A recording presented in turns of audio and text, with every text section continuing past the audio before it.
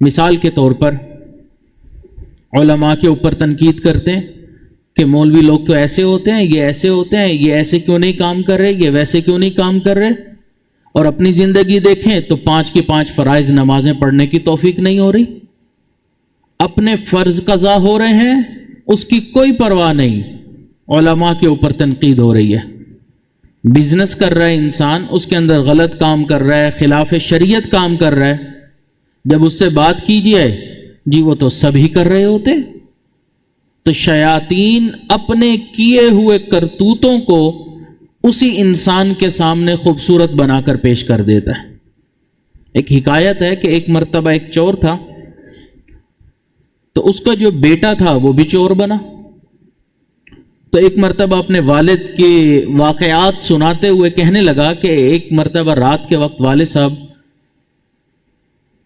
چوری کرنے کے لیے جانا تھا، تو اس بارے میں وہ گفتگو کر رہا تھا۔ کہنے لگا کہ جب ابو بہشتی فلاں شخص کے گھر میں رات داخل ہوئے تو آگے وہ بدماش کھڑا تہجد پڑھ رہا تھا۔ اپنے والد کے لیے جو چور ہے ابو بہشتی جنتی، اور جو تہجد پڑھ رہا ہے اس کے لیے وہ بدماش کھڑا تہجد پڑھ رہا تھا، یعنی کہ وہ جاگ رہا تھا، اس وجہ سے ابو بہشتی چوری نہیں کر پائے۔ تو اپنے عیب انسان کو اس طرح خوبصورت لگنے لگ جاتے ہیں، پھر اس وجہ سے انسان نیکی اور بدی کی تمیز کھو بیٹھتا ہے۔ حضرت والد صاحب رحمہ اللہ ایک واقعہ بیان فرماتے ہیں کہ اس کا تجربہ ہمیں ہوا کہ ہمارے ایک دوست تھے، انجینئر تھے، اور زندگی بالکل عامیانہ، سنت سے محروم، 5 جو فرائض تھی نمازیں وہ بھی نہیں پڑھتے تھے، کبھی جمعہ پڑھ لیا تو پڑھ لیا،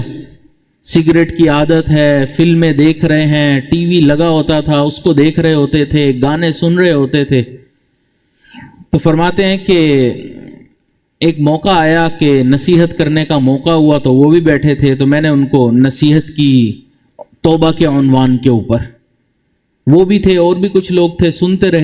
رہے۔ جب گفتگو مکمل ہوئی تو مجھے کہنے لگے کہ آج آپ نے بڑی اچھی گفتگو کی، بڑی اچھی باتیں کی، دل پر بڑا اثر ہوا۔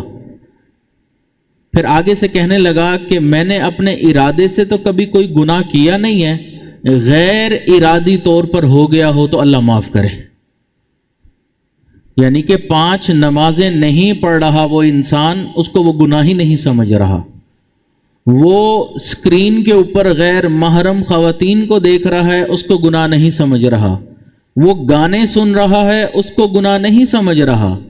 زندگی کے اور اعمال ایسے کر رہا ہے جو گناہوں کے ہیں، لیکن اس کو وہ گناہ ہی نہیں سمجھ رہا۔ تو شیاطین ان کے سامنے ایسا مزین کرتے ہیں اعمال کو کہ ان کی آنکھوں کے اوپر پٹی بن جاتی ہے، پھر ان کو کچھ نظر نہیں آتا، وہ سمجھتے ہیں کہ ہم جو کر رہے ہیں وہ ٹھیک کر رہے ہیں۔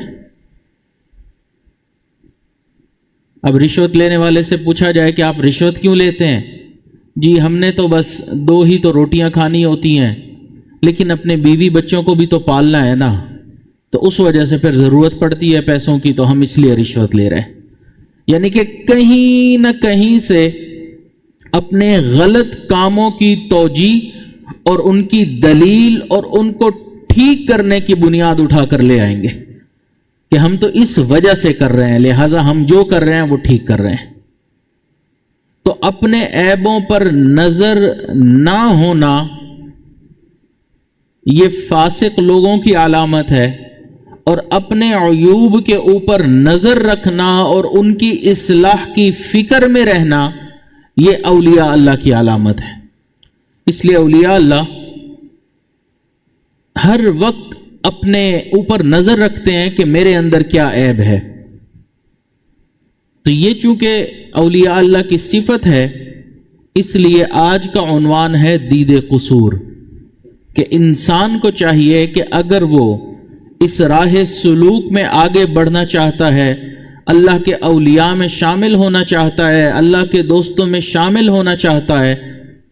اللہ کے پیاروں میں شامل ہونا چاہتا ہے، تو سب سے پہلے اپنے عیوب دیکھے۔ کتنے لوگ ہیں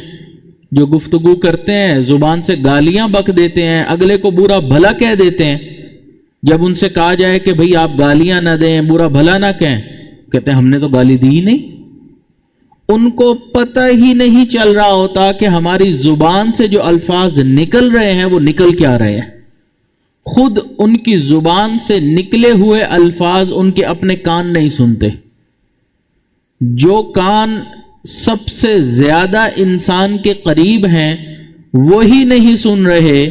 تو جو دور ہیں وہ اس کی بات کو کیسے سنیں گے؟ تو اس لیے سب سے پہلے اپنے آپ کو بتائیں، اپنی اصلاح کی فکر کریں کہ میرے اندر یہ کمی کوتاہی ہے،